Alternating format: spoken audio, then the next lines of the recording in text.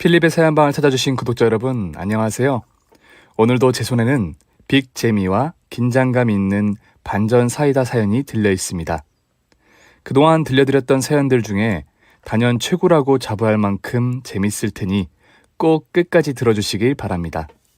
그럼 바로 읽어보도록 할게요. 반갑습니다. 저는 꽃가게에서 일하는 평범한 30대 후반의 남성입니다. 재작년에 이혼을 한 뒤 칠순의 어머니와 함께 살고 있답니다. 전철을 떠올리면 아직도 피가 거꾸로 솟는데요. 어떤 사건이 있었는지 제 이야기를 써보도록 하겠습니다. 저희 엄마는 제가 아기일 적에 아빠를 잃으시고 동생과 저를 키우시느라 고생을 참 많이 하셨어요. 가진 것도 없고 배운 것도 없으셔서 제대로 된 일자리 하나 얻지 못하시고 허드렛 일로 돈을 벌어 생계를 유지하셨습니다.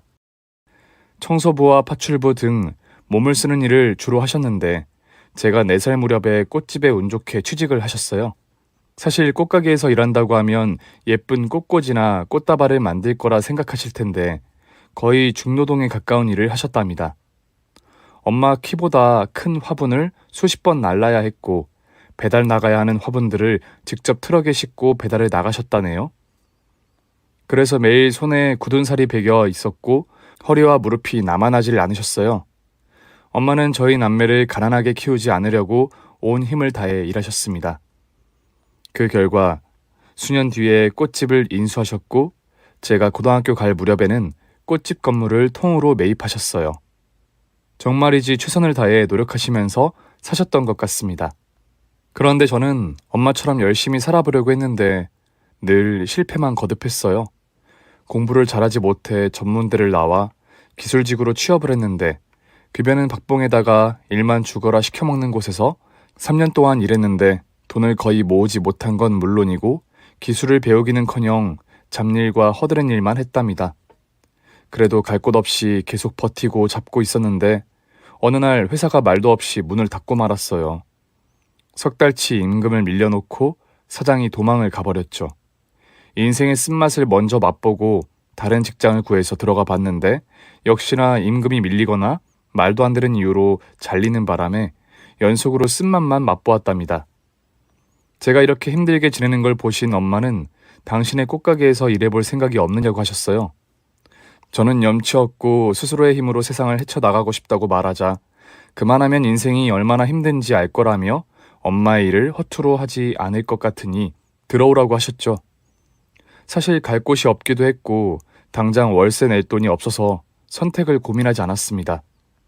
부끄럽지만 30의 나이에 다시 집으로 돌아가 엄마와 함께 지내며 꽃가게에서 일을 시작하게 되었답니다. 일은 힘들긴 했지만 매일 좋은 꽃향기를 일하니 기분은 좋았어요. 또 시각적으로도 아름다운 꽃을 매일 보니 생각이 깨끗해지고 맑아지는 걸 느낄 수 있었습니다.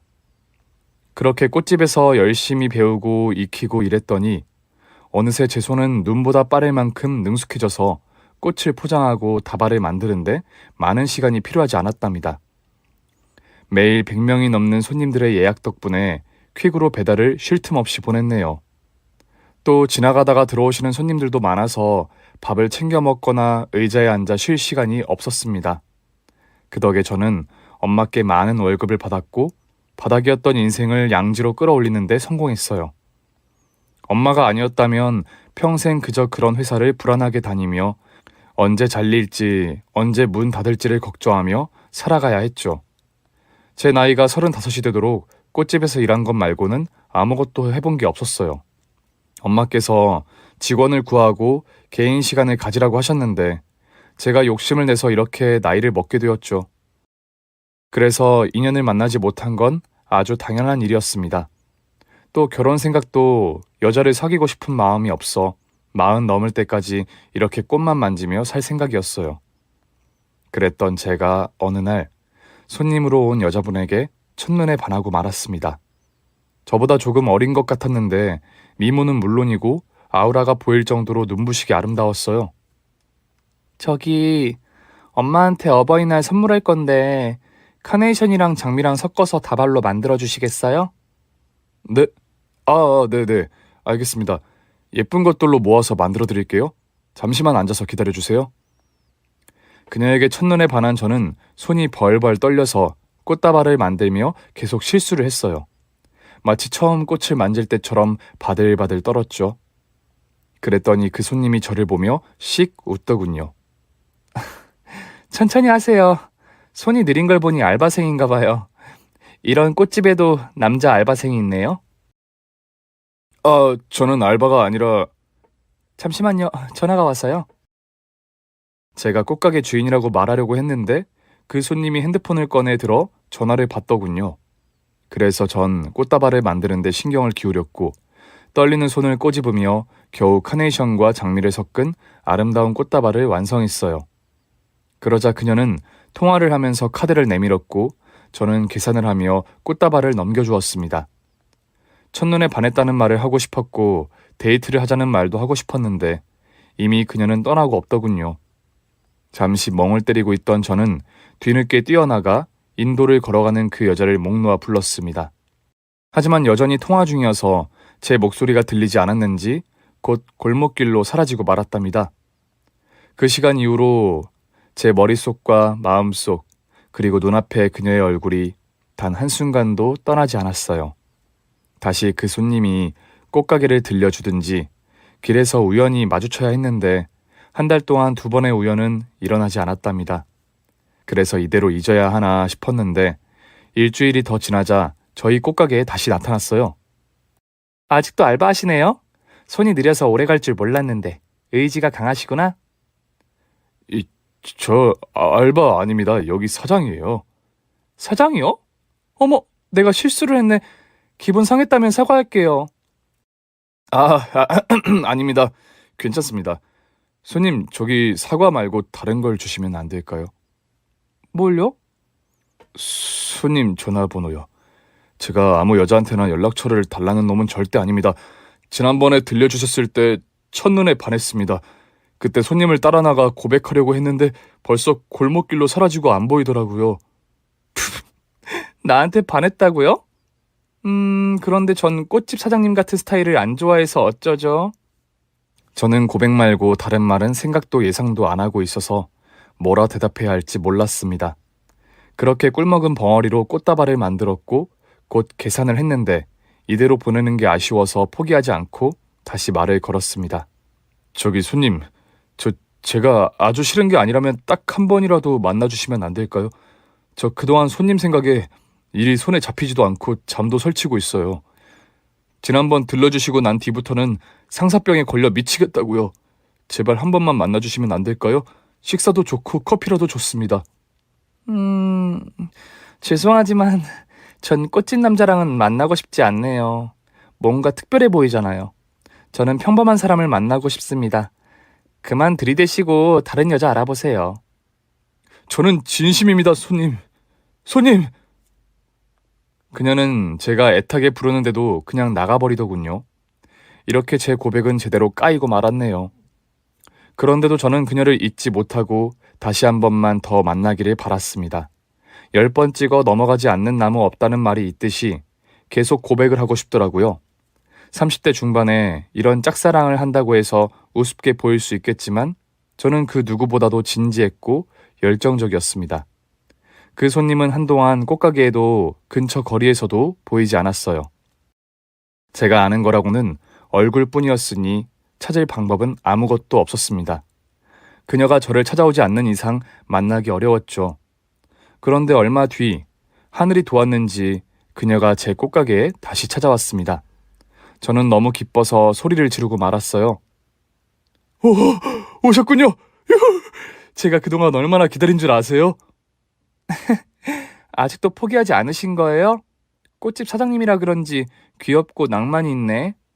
첫눈에 반한 여자를 기약 없이 기다리고 있다니 조금 멋졌어요. 이렇게 저에게 관심을 주시니 밥이나 한번 먹을게요. 그렇다고 사귀는 건 아니니까 괜히 김칫국 드시지 마시고요. 그게 정말입니까? 야호! 저기, 그런데 이름이 어떻게 되시죠? 저는 김상만이라고 합니다. 나이는 35이고요. 저는 김민주라고 해요. 나이는 32살이고요. 그렇게 첫눈에 반한 여자의 이름과 나이, 그리고 전화번호를 알게 되었고 저희는 주말에 만나기로 약속을 했답니다.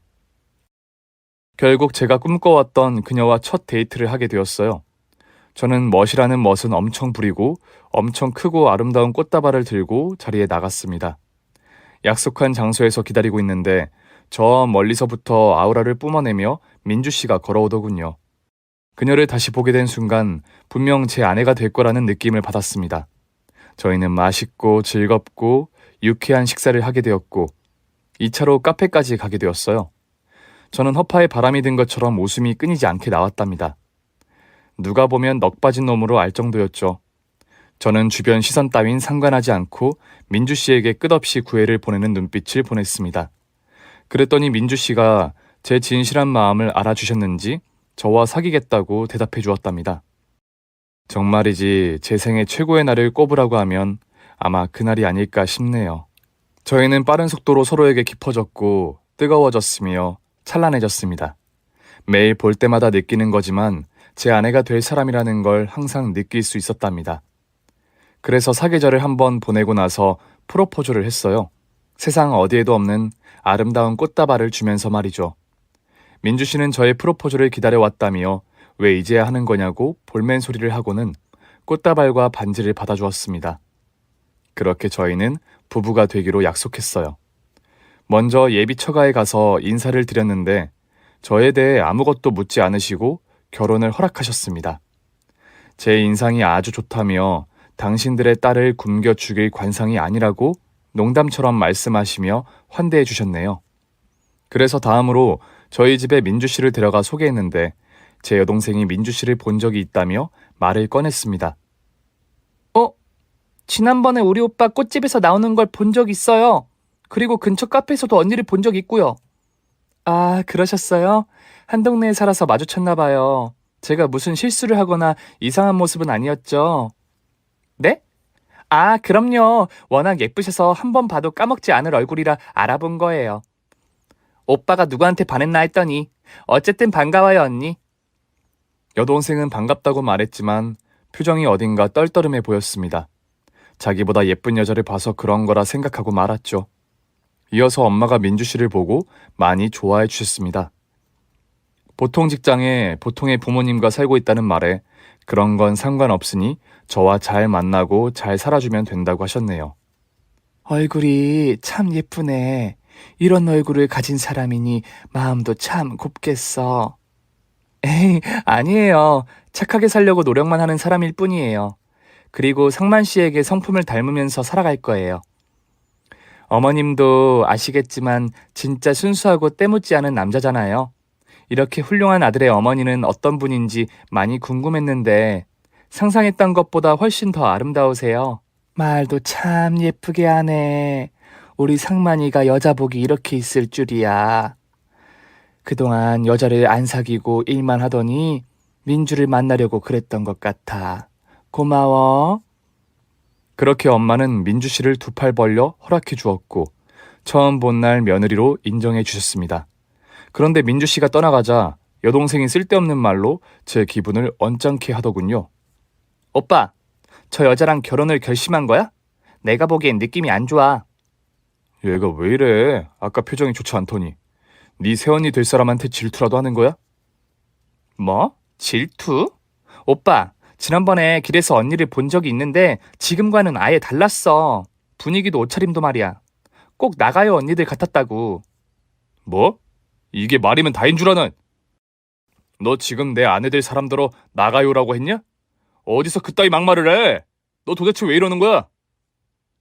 아니, 돌다리도 두들겨보고 건너면 좋을 것 같아서 조언을 하는 거야. 내가 잘못 본 걸 수도 있지만 수상한 느낌이 들어. 꼭 엄마 재산 때문에 시집 오는 것 같다고. 아유, 정말. 상희 너 자꾸 말 함부로 할래? 민주는 내가 꽃가게 사장인 건 알지? 다른 건 아무것도 몰랐다고. 엄마가 건물주인지도 모르고 이렇게 넓은 집에 사는지도 몰랐단 말이야. 돈 보고 접근한 그런 이상한 여자 아니라고. 순수하게 날 사랑해주는 고마운 사람이야. 그러니까 또다시 혓바닥을 함부로 놀렸다간 진짜 혼날 줄 알아. 알았어. 미안해. 내가 헛다리 짚었나 봐. 기분 나빴다며 사과할게. 동생과는 이틀 동안 대화를 하지 않았는데 계속 사과해 주길래 못 이기는 척 받아주고 풀고 말았네요. 저희는 몇 달 뒤 결혼식을 올렸고 엄마가 장만해주신 멋지고 아름다운 주택에 신혼집을 얻었답니다. 아내는 이런 집에서 살게 될 거라고는 꿈도 꾸지 못했는데 이런 호강을 누리게 되어 아주 기쁘다고 매일같이 좋아했어요. 그리고 아내는 제 권유로 다니던 직장을 그만두고 내조와 살림에만 매진했습니다. 또 시시때때로 저희 엄마를 찾아가서 며느리 노릇과 딸 노릇을 해주더라고요. 원래 살가운 성격이었는데 더 살갑고 다정하게 엄마를 대해주었죠. 하루는 엄마를 모시고 백화점에 쇼핑을 가기도 했고 하루는 병원에 모셔가 건강검진을 받게 해주었어요. 또 하루는 순수한 소녀들처럼 놀이공원에 놀러 가기도 했답니다. 아들, 딸이 해드리지 못한 부분까지 세세하게 보듬어드려서 엄마의 얼굴이 제 꽃가게에 있는 꽃들처럼 아름답게 활짝 피었죠. 어디 하나 빠지거나 부족한 부분은 눈 씻고 찾아봐도 보이지 않는 여자였네요.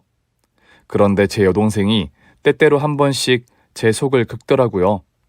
아내에 대해 왈가왈부할 때마다 화가 치밀어 올랐습니다. 오빠, 언니가 왜 엄마를 모시고 건강검진을 갔을까? 꼭 아픈 데를 찾으려고 하는 것 같지 않아? 얘가 또 시비네. 너 정말 왜 이렇게 뭐가 난 거야? 네 새언니가 얼마나 착하고 좋은 사람인지 겪어봐서 알잖아. 오빠랑 엄마가 착하다 한 거지. 내 눈에는 달가워 보이지 않는다고. 여우짓 하는 걸로밖에 안 보여. 새언니한테 좀 적당히 나대라고 그래. 뭐 나대? 내 아내가 나대고 다닌 거라고 한 거야? 넌 독립하고 엄마 보러 집에 와서 뭘 해드렸어? 병원을 모시고 가봤어? 아니면 놀이공원을 같이 가봤어? 여우짓이라도 엄마를 행복하게 해드리면 얼마든지 환영해야 하는 거 아니야? 그렇게 남 깎아내릴 시간에 자기 반성부터 하라고. 오빠, 내 말을 귓등으로 듣지 말고 새언니를 잘 감시해. 진짜 수상한 느낌이 든다니까? 저는 대답하지 않고 나와버렸습니다. 제 아내처럼 예쁘고 훌륭한 여자가 또 어딨다고 그따위 막말을 하는 건지 아무리 생각해도 동생이 이해되지 않았어요. 여자의 적은 여자라더니 그 말이 딱 들어맞더군요. 그날 이후로 동생에게 연락이 오면 일부러 받지 않고 피했습니다. 신혼 3개월 동안 깨를 볶으며 잘 살고 있었고 아내와 엄마와의 관계가 더 깊어졌어요. 엄마는 이런 며느리를 왜 이제야 만나게 되었는지 모르겠다며 천운을 가진 기분이라고 자주 말씀하셨어요. 그러던 어느 날 아내에게서 급하게 연락이 왔습니다. 엄마와 같이 시외로 나들이를 갔는데 길에서 갑자기 쓰러져 의식을 잃었다는 겁니다. 병원에 급하게 옮겨져서 검사를 받았는데 큰 외상은 없다고 하더군요. 그런데 의사 선생님이 말하길 엄마가 척수염이라는 희귀병에 걸리셨다고 진단하셨어요. 척수염은 뇌와 팔다리 신경을 연결하는 중추신경계인 척수에 원인 모를 염증이 생기는 거라고 했습니다. 척수의 염증이 뇌에서 팔다리에 신호를 제대로 보내지 못해 의식을 잃고 블랙아웃 상태가 되는 병이라네요. 고칠 수 있는 방법은 스테로이드 주사와 약물 치료밖에 없다고 하더군요. 척수염이 심해지면 나중에 사지가 마비되고 시름시름 앓다가 죽을 수 있답니다. 정말이지 무서운 불치병이었습니다. 엄마는 주사와 약을 처방받고 집으로 돌아오셨는데 의사 선생님 조언대로 외출을 자제하고 걸을 때는 꼭 지팡이를 짚고 걸으셨습니다. 이런 안쓰러운 엄마를 본 아내는 저에게 엄마의 집에 들어가 지내자고 말했답니다. 여보, 우리 어머님 댁에 들어가서 지내자. 한 달이고 1년이고 병이 다 나으실 때까지 내가 모시고 싶어. 당신 그게 정말이야? 그래도 되겠어? 어머님 저대로 두면 언제 어떻게 쓰러질지도 모른다고. 항상 옆에 누군가 있어야 해. 난 그게 나였으면 좋겠어. 진짜 당신은 천사인가 봐. 어쩜 그렇게 마음을 곱게 가질 수 있지? 여보, 염첩지만 당분간 엄마 집에서 지내자. 진심으로 고마워. 대신 당신이 원하는 건 무엇이든 들어줄게. 그러자 아내는 무언가를 바라고 그런 게 아니라며 순수한 자기의 의도를 더럽히지 말라고 하더군요. 여하튼 저희는 작은 짐을 싸서 본가에 들어갔습니다.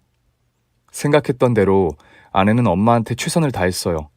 하루 세끼를 정성스럽게 차려드리는 건 당연지사였고 엄마가 움직이는 게 불편할 때는 직접 씻겨드리기까지 하더군요.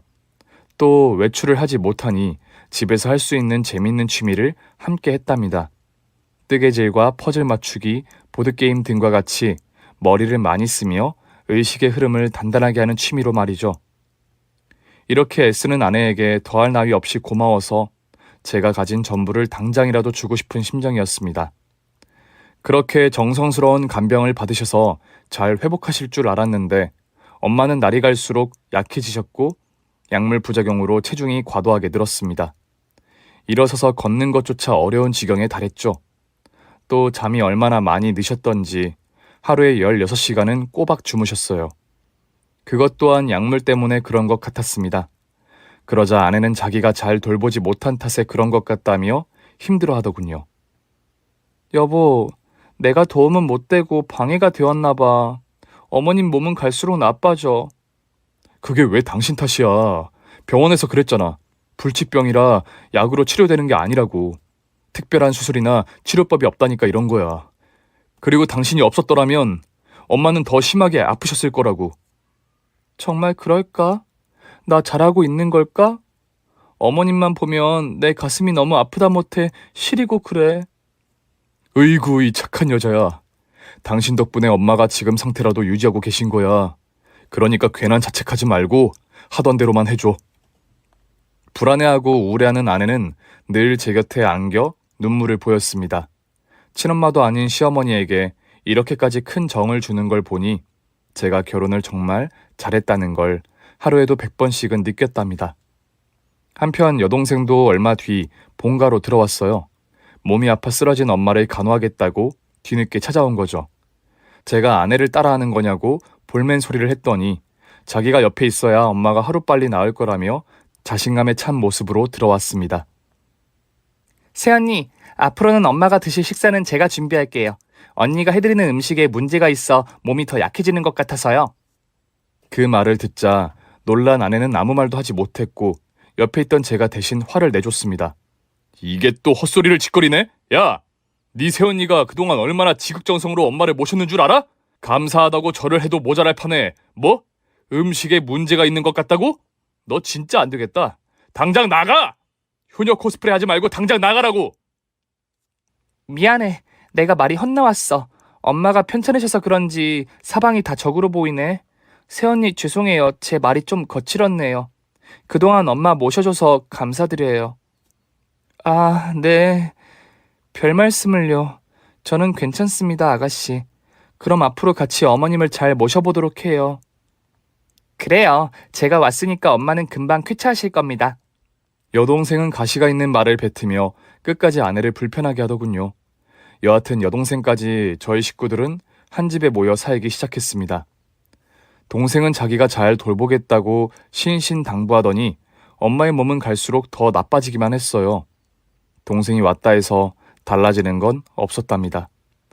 그렇게 몸이 나빠진 엄마는 어느 날 입에 하얀 거품을 물고 온몸을 바들바들 떨며 발작을 일으키셨습니다. 아내가 다급하게 구급차를 불러서 다행히 위기를 넘길 수 있었는데 하루가 지나고 이틀이 지나도 의식을 찾지 못하셨습니다. 의사 선생님은 척수염을 넘어서 뇌혈관이 막힌 것 같다며 당분간 입원 치료를 받아야 한다고 했습니다. 엄마는 나흘 만에 겨우 깨어나셨는데 말씀을 하실 수 있는 상태가 아니어서 눈만 깜빡거리며 저희들의 손을 번갈아 가며 잡아주시기만 했답니다. 어머님, 저 여기 있어요, 어머님. 이렇게 아프시기만 하면 어떡해요. 빨리 나으셔서 저랑 놀이공원도 다니고 여행도 가야 하잖아요. 빨리 일어나세요, 네? 엄마, 내가 꼭 엄마를 고쳐줄 거야. 아무렇지 않게 벌떡 일어나서 해드릴 테니까 조금만 버티고 있어, 알았지? 저는 엄마의 손을 잡고 말없이 눈시울만 붉히고 말았어요. 입원한 지 한 달이 지나서야 말씀을 제대로 하기 시작하셨고 거동이 가능해져서 혼자 화장실까지 오갈 수 있었답니다. 아내가 다시 집으로 돌아가자고 했는데 아직 안정을 취하고 치료가 많이 남아있다며 의사 선생님이 입원을 더 하라고 하셨습니다. 그렇게 며칠의 시간을 더 병원에서 보내고 있었는데 아내가 생필품을 가지러 혼자 집에 가게 되었어요. 그러자 엄마는 저와 동생에게 할 말이 있다며 가까이 다가오라고 하셨어요. 길고 긴 이야기를 듣고 나자 저는 충격에 휩싸여 어지러워 제대로 서 있을 수 없었고 동생은 입술을 부르르 떨며 화를 삭혔습니다. 그 충격적인 비밀은 잠시 뒤에 말씀드릴게요. 엄마의 몸이 조금 더 회복하자 의사 선생님이 퇴원을 해도 좋다고 하셔서 다 같이 집으로 돌아갔습니다. 그리고 집에서 며칠 쉬셨는데 침대에서 거의 벗어나지 못하셨어요. 화장실 갈 때를 빼고는 하루 종일 누워만 계셨답니다. 그리고 얼마 뒤 엄마가 예고했던 일이 벌어졌습니다. 아주 충격적인 사건이 드러나는 순간이었죠. 아내가 엄마 서재에 있던 금고의 문을 열려고 하자 비상경고음이 소름 돋도록 크게 울려 퍼졌고 집 밖에서는 경찰차의 사이렌 소리가 크게 들려왔습니다. 엄마가 몸이 더 안 좋아지기 전에 아내에게 유언을 남겼는데 그게 바로 금고의 비밀번호였습니다. 거기에 아내에게 줄 선물이 가득하다고 하셨는데 금고의 문을 열려고 하자 이 난리가 나게 된 거죠. 어머, 이게 무슨 일이야?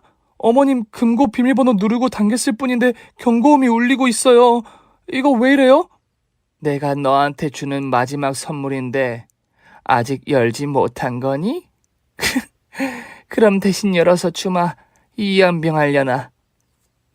어머니, 왜 그러세요? 엄마는 가만히 누워서 씩 웃으셨고 겁에 질린 아내에게 제가 말해줬습니다. 야, 김민주. 네가 우리 엄마를 해치려고 했다며? 음식에 독성분이 있는 재료를 넣었더라? 희귀병에 걸린 엄마를 몰래 보내버리려고 했다는 게 진짜였니? 여보, 그게 무슨 소리야. 내가 어머님을 해치려 하다니. 정성스럽게 간호한 나에게 그런 의심을 왜 하는 거야? 민주야, 너 다 걸렸어. 네 과거, 나와 결혼한 이유, 그리고 최종 목표까지 모두. 성희야, 금고 안에 있는 것들 가지고 와봐. 제 호통에 동생이 금고 안에 있던 서류 봉투를 가지고 왔어요. 그 안에는 아내가 저와 결혼하며 바람피운 남자 여럿과 모텔과 호텔을 간 사진들과 동영상 파일이 있었고 엄마를 해치려고 음식에 탄 성분들의 목록을 정리한 파일이 있었습니다. 실은 이랬습니다. 엄마가 몸이 약해지는 속도가 너무 빨라서 이상한 예감이 들어서 엄마가 음식을 따로 챙겨놓고 몰래 성분 검사를 의뢰했고 사람을 시켜서 아내의 뒤를 캐라고 하셨답니다. 그런데 시장에서 보거를 사서 미리 독만 손질해서 가져오기도 했고 독버섯을 구해 잘게 갈아서 엄마의 음식에 넣기도 했답니다. 그 사실을 알게 된 엄마는 아내의 과거와 저랑 결혼한 이유 등을 조사하게 했는데 역시나 돈이 목적이었던 겁니다. 아내가 장모님과 나누는 대화를 녹취한 파일이 있었는데 두 사람의 저희가 가득한 대화는 이랬습니다. 야, 살만하냐? 너 돈 많은 남자 몰더니 아주 때깔이 좋아졌다. 그런데 그 순댕이 남편이 네 스타일은 아닌 것 같던데. 당연히 내 스타일 아니지. 맨날 침대에서 그 짓 할 때마다 역겨워 죽겠다니까? 난 호빠애들이 딱 맞아. 귀엽고 섹시하고 어린애들이랑 놀아놔야 몸보신이 된다고. 언니, 그동안 지금 우리 시엠이 돼지병에 걸렸어. 척수염인지 턱수염인지 하여튼 희귀병이래. 그래서 내가 더 빨리 보내려고 밥에 약 좀 타고 있지. 이야기를 들어보니 장모님은 아내의 엄마가 아닌 예전에 아내가 일하던 술집의 마담이었답니다. 이년 아주 노났네. 좋겠다 너. 크게 한몫 잡으면 이 언니 잊으면 안 된다. 대충 사이즈가 얼마나 나올 것 같아? 글쎄 대충 봐도 20억은 뽑을 수 있을 것 같아. 건물주에 대저택을 가지고 있는 소유주에 현금도 많이 가지고 있는 것 같단 말이야. 아, 시댁에 비밀금고도 있는데 아마 골드바로 꽉 채워져 있는 것 같아. 20억? 여태껏 공사친 놈들하고 사이즈가 다르네. 야, 너 언니 10%는 떼어줘야 한다. 네 애미 노릇한 값은 꼭 줘야 해. 알았어 언니. 20억 이상 뽑히면 더 해줄게. 내가 스승을 잘 만나서 이렇게 대박을 치는가 보다. 그럼 나 같은 스승이 또 어디 있겠냐. 남자 꼬시는데 도 같아서 관상만 봐도 어떻게 해야 할지 1절부터 4절까지 줄줄이 나온다니까. 꽃가게 건물주 아들을 꼬시도록 작전 짜준 게 다 나라는 걸 잊으면 안 된다. 살살 애를 태워서 운명 같은 사랑을 딱. 하여튼 대가리에 든 거 없는 놈들은 지들이 진짜 영화 속 주인공인 줄 안다니까. 내 말이 그 오글거리는 멘트를 들어주면서 연애하는데 토 나오는 줄 알았다니까. 그래도 좋은 경험했어. 앞으로 이런 식으로 몇 번 더 순둥이만 꼬셔보자. 아, 돈 냄새가 슬슬 콧구녕이 들어온다. 아내는 저와 만남을 처음부터 계획했던 겁니다. 예쁜 얼굴을 무기로 저한테 접근해 천사의 가면을 쓰고 행동했던 거죠. 엄마가 이 사실을 병원에서 말해주셨을 때는 처음엔 믿지 않았습니다. 그런데 금고 안에 있는 증거를 보고 나서야 제대로 당했구나 하고 현실을 직시했답니다. 제 여동생이 서류 봉투 안에 있던 호빠들과 바람피운 사진들을 아내 면상에 던지고 엄마에게 먹인 음식들 성분표를 보여주었습니다. 그러자 아내는 긴 한숨을 내쉬더니 표정을 바꾸더군요. 다 된 밥이었는데 코를 빠뜨렸네. 젠장. 오늘 금고를 열어 한몫 땡기는 줄 알았는데.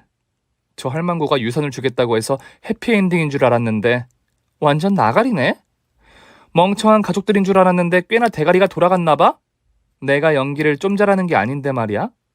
당신이라는 여자 도대체 누구야? 진짜 술집 출신이었어? 마담이 당신 엄마 노릇을 한 거고 사기 결혼에 엄마의 몸을 악화시킨 것도 모자라 해치려고 했어? 이런 짓을 하고도 양심이 찔리지 않는 거니? 당신 가만두지 않겠어. 치라를 하세요. 혼인신고 아직 안 한 거 몰라? 우린 그냥 동거인이었다고. 에휴, 수십억 뽑아먹으려다 실패네. 그래도 뭐 그동안 당신한테 자잘하게 받은 돈이 있으니까 통치고 말자. 아내의 말본세에 너무 황당해서 말이 나오지 않더라고요. 제가 머뭇대자 여동생이 나섰습니다. 인연이 드디어 본색을 드러내는구나. 야 인연아, 네 인생 끝났어. 지금 경찰 오는 소리 안 들리니? 에휴, 다튈 수 있는 방법이 있거든. 내가 이런 경험이 처음인 줄 알아? 멍청한 것들인 줄 알았더니 남 뒷조사도 하고 대단들 하셔. 그럼 난 이만 갈 테니까 잘 처먹고 살아라. 아내가 그렇게 나오는 것도 기가 막혔는데 다음 움직임이 더 어이가 없더군요. 화장실 창문으로 달아나려고 몸을 우겨넣고 있더라고요. 머리부터 넣어서 몸의 절반이 빠져나갔는데 동생이 뒤따라가 엉덩이에 똥침을 놓았습니다. 얼마나 세게 찔렀던지 아내의 비명소리가 집 안팎으로 크게 울렸습니다. 이 드라이년아, 왜 남의 똥꼬를 찌르고 지랄이야? 존나 아프잖아. 이 씨부랄 년이 어디 토끼려고 해? 넌 도망 못 가. 내가 어떤 년인 줄 알아? 쌍절려고 똥꼬에 불난 년 똥뿔이라고.